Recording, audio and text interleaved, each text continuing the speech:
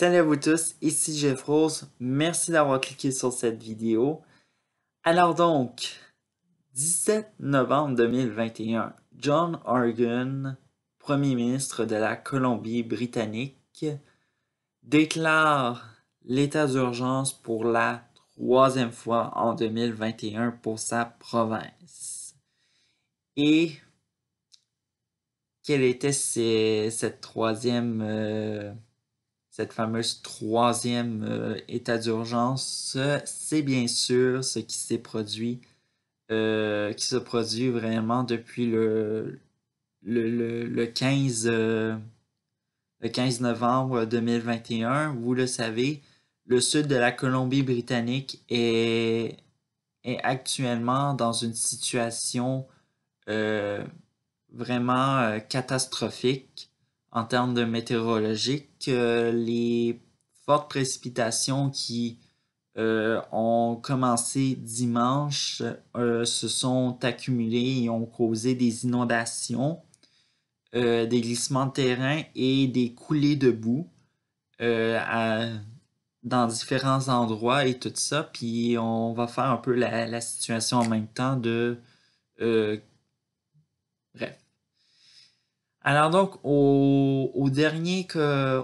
à la dernière conférence de presse qui a été faite, on parle environ de nombreuses évacuations, soit le total de 17 000 personnes qui sont évacuées. On parle principalement de gens qui vivent dans les localités de Merritt et de Princeton qui sont gravement touchés par les inondations qu'ils subissent. Euh, Également, on parle de maintenant 4 personnes mortes à l'Illouette dans une coulée de boue ou un glissement de terrain, je ne me souviens plus. Mais en tout cas, c'est ce qu'on a actuellement comme information dans le bilan des morts. Mais chose qu'il faudra qu'on garde espoir, c'est de retrouver quelqu'un, euh, excusez-moi, qu'on retrouve quelqu'un de vivant. Parce que, oui, on parlait auparavant de 3 personnes portées disparues. Là, il y a une personne qui est portée disparue. On espère de la retrouver et que les recherches reprennent parce qu'actuellement, les recherches sont suspendues dans ce secteur de la localité de l'Illouette. Et bref. Alors donc, les répercussions à travers le pays, c'est vraiment, c'est divers. C'est pas parce que ça s'est produit dans le sud de la Colombie-Britannique que ça touche seulement la province touchée en question. Ça touche tout le Canada. Et on va commencer par, bien sûr, les marchandises. Alors donc, en premier, il faut savoir que le port de Vancouver, c'est le port le plus important au Canada. Et dû à ce qui s'est produit comme météo extrême, les activités sont actuellement perturbées. Et il faut savoir que malheureusement, les camions, les trains qui se rendent au port de Vancouver, malheureusement, ont vu leur chemin, disons-le, bloqué par soi-disant les inondations et tout ce que j'ai énuméré causé par la pluie. Et on parle d'environ de 42 bateaux cargo qui sont en attente de déchargement.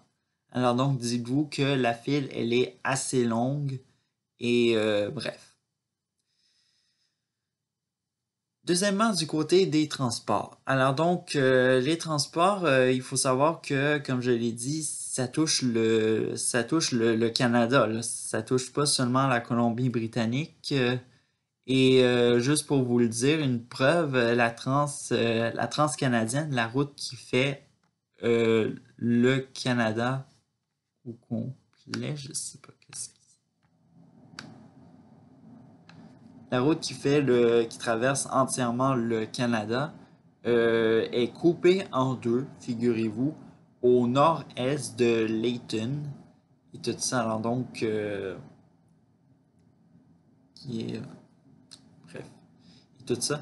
Et également, c'est la miniature que vous avez vue. C'est très rare que je parle des miniatures, les images, quand vous voyez ma vidéo arriver, tout ça, avec une super belle image.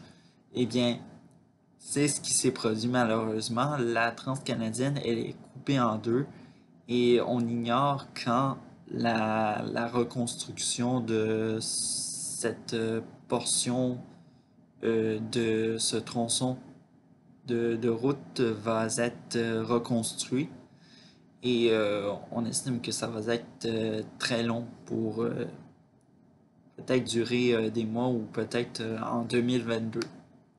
2022. Donc bien sûr, il n'y a pas seulement la transcanadienne qui est coupée, même elle est inondée à la hauteur de Abbotsford. Et tout ça, c'est aussi ça. Alors donc la transcanadienne est beaucoup, elle est pas seulement, disons-le, coupée en deux, mais elle est aussi inondée dans la hauteur de Abbotsford. Si on voit actuellement le Vancouver, alors donc, qui est la grande ville de la Colombie-Britannique, elle est coupée de tout le reste du Canada. Parce qu'il faut savoir que les axes routiers pour sortir du Grand Vancouver, actuellement, elles sont soit endommagées, soit également les portions de route ont été emportées par les eaux. Et vraiment, c'est ça actuellement, qu'est-ce qui se passe. Les Vancouverois ou même tous ceux-là qui habitent dans le Grand Vancouver ne peuvent pas sortir, ne peuvent pas sortir pour aller plus à l'est je dirais au sud-est de la Colombie-Britannique et tout ça. Également, dernière information, elle date depuis hier. Le gouvernement britanno-colombien a rationné l'accès à l'essence. Soit, disons-le, qu'on limite et on évite également totalement les déplacements non essentiels, mais également le litre qu'on peut prendre maximum, c'est 30 litres. Au niveau du camionnage, alors donc les camions, l'industrie a tenté de trouver des solutions pour, pour faire passer les tenter, disons-le, de trouver des voies alternatives pour, disons-le, se promener pour se rendre à destination finale. Malheureusement, euh, malheureusement, ça va prendre aussi des heures également. Ça va prendre plus d'heures et de jours que prévu parce que euh, ils doivent passer désormais via l'État de Washington aux États-Unis. Mais également, ces camions-là assurent majoritairement l'approvisionnement en matière d'achat de biens, tout ça, tout ce qui est épicerie, je veux dire aliments. C'est ça qu'est-ce qui cause problème actuellement parce que euh, lors de cette semaine, il y a eu des achats de paniers qui se sont produits dans de nombreuses localités. On parlait d'un approvisionnement qui allait durer environ 6 jours environ. Alors donc, dites-vous que 6 jours, c'est pas vraiment c'est à pas de géant pour que ça se vide l'approvisionnement et tout ça. Maintenant, il y a aussi il y a aussi les trains et tout ça. Alors donc, le Canadien national, le Canadien Pacifique avait informé qu'ils allaient ralentir leur service puis revoir un peu comment ils peuvent trouver aussi des solutions alternatives comme le l'industrie du camionnage. Et voilà que le Canadien Pacifique a annoncé vendredi qu'il y allait avoir une reprise des activités. Alors donc, voilà, on voit que le Canadien Pacifique a trouvé des voies ferrées alternatives pour trouver, parce qu'il faut savoir que au niveau voies ferrées, il y a beaucoup de, il y a beaucoup de glissements de terrain ou beaucoup de, il y a même des voies ferrées qui se retrouvent actuellement dans le vide. Alors donc, c'est pas très sécurisant, surtout pour des trains de marchandises et tout ça. Et si on va dans le secteur du train par passager, alors donc Via Rail Canada, qui a annoncé l'annulation de services pour les trains du 21 et 22 novembre prochain entre les gares de Vancouver et Winnipeg. Alors donc, vraiment, si vous avez un voyage qui était planifié à Vancouver et vous avez décidé de prendre le train, malheureusement, il faudra patienter et il faudra surveiller la situation au cours de la semaine qui s'en vient. Et tout ça. Alors donc, bien sûr, on a appris avec ces glissements de terrain et ces coulées de boue. Bien sûr, malheureusement, il y avait des trains qui étaient en marche et qui étaient dans le sud de la région. Malheureusement, il y a eu des déraillements. On en compte 2 qui se sont produits malheureusement. Et troisième répercussion, alors donc c'est plus dans la Colombie-Britannique qu'au pays et tout ça, mais malheureusement, il y a eu 50%, le sud de la Colombie-Britannique, c'est 50% des terres agricoles de la province. Et malheureusement, celles-ci se retrouvent comme on dit, dans le sud de la province et elles ont toutes été inondées. Alors donc, qu'est-ce qui s'est passé pour avoir une si grosse inondation dans les terres agricoles? Eh bien, ceci se retrouve dans l'histoire. Alors donc, il faut savoir que le secteur Sumas Prairie qui se retrouve à Abbotsford était auparavant un lac et tout ça. Et comme vous le savez, des fois, les inondations, c'est des fois causé par l'homme et malheureusement, on a asséché ce lac.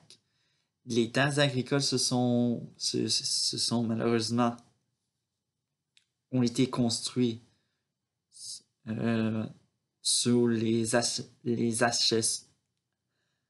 assèchements. Excusez-moi, ce mot-là est difficile. Et tout ça.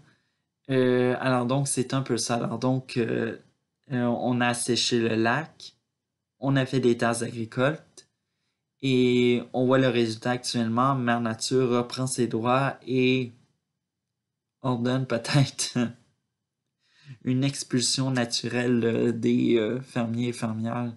Je fais pas de blague là-dessus, mais c'est très triste malheureusement.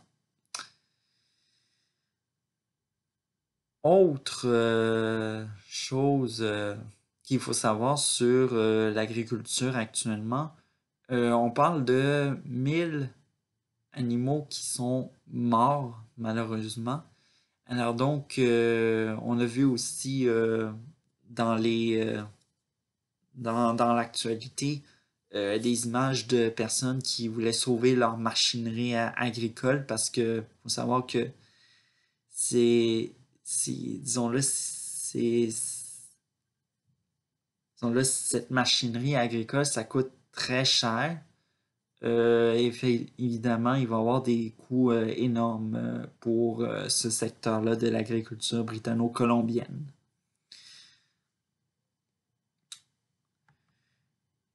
Alors donc, si on se fie maintenant, bien sûr, il y a été beaucoup question aussi de, pas seulement des répercussions, mais aussi de qu'est-ce qu'il faut faire littéralement pour améliorer et éviter que ça se reproduise et tout ça. Eh bien, lors d'une entrevue au téléjournal, un membre de l'Institut canadien pour des choix climatiques, bien sûr, de son côté, a sonné l'alarme pour dire que pour mettre en avant de nombreuses recommandations. Et malheureusement, ça passe par ce qu'on répète de plus en plus de mettre à jour les cartes des plaines inondables. Et malheureusement, dans de nombreuses localités, pas seulement en Colombie-Britannique, mais dans le reste du Canada, c'est des cartes qui datent des années 1970-1980. Alors donc, vous voyez actuellement que on laisse quelque chose qui va être très important dans le futur dans les cartons et aussitôt qu'une inondation se produise, on oublie totalement cette carte-là. Elle pourrisse totalement dans les cartons. Et ça, c'est très cruel et majoritairement. Mais il faut pas perdre espoir. Il y a comme par exemple, dans la région métropolitaine de Montréal, soit la communauté métropolitaine de Montréal, a mis sur place un projet pilote de réunir toutes les municipalités qui sont membres de la communauté métropolitaine pour faire, pour faire une carte qui serait identique. Alors donc, il faut savoir qu'auparavant, les cartes étaient faites de façon très différente d'une municipalité à l'autre. Et c'est ce qui s'est produit et c'est ça qu'il faut peut-être actuellement que le, les personnes les maires et tout ça, ça va être difficile de convaincre aussi les maires parce qu'il y en a certains qui sont récalcitrants, on peut dire, parce qu'ils disent oui, mais on veut des gens viennent vivre, ils ont pas le temps pour ils ont pas le temps de penser au changement climatique et tout ça. Alors donc, ça va être vraiment faire un travail de convaincre les politiciens et politiciennes municipales. Bref, qu'est-ce que vous voulez que je dise d'autre? Autre, autre chose qu'il faut constater, c'est que c'est davantage d'utiliser le système d'alerte par messagerie cellulaire. Alors donc, le système d'alerte par messagerie cellulaire, c'est un système qui a été implanté au Canada depuis 2018. Et ce qu'on observe, c'est sur une période de 2021, alors donc des chiffres qui ont été obtenus, qu'a eu accès Radio-Canada. La Colombie-Britannique n'a pas utilisé le système depuis son implantation. Et juste pour vous dire, le top 3 des provinces qui ont le plus utilisé, alors donc on est en troisième, l'Alberta avec 80 alertes. Deuxième, la Saskatchewan avec 101 alertes. Et en première, la Palme d'Or, c'est l'Ontario avec 202 alertes. Alors donc, vous voyez, ça c'est... Ce top 3 a été fait par les chiffres qui ont été comptabilisés sous une période de 2019 à 2021. Vraiment, que se passe-t-il? Est-ce que les autorités ont manqué à leur devoir? Est-ce que... Bref, il y a beaucoup de choses qui vont être beaucoup à se poser dans les prochaines semaines, les prochains mois et peut-être en 2022 pour éclaircir ce qui s'est passé dans cette affaire. Maintenant, parlons des environnementalistes. Alors donc, on sait, les environnementalistes l'ont beaucoup manifesté sur les réseaux sociaux, c'est des changements climatiques et tout ça. Mais, pour certains, tout comme les incendies, ces incendies-là sont causés par les oléoducs et les gazoducs que la Colombie-Britannique laisse passer sur son territoire. Et j'aimerais dire une petite note à ces personnes-là que il y a autre chose qui peut mettre en cause les cas de température, les cas de météo extrême que vous avez vécu. Si on pense dans le ciel actuellement, actuellement ce qu'on jette pour aller dans l'espace, soit les fusées.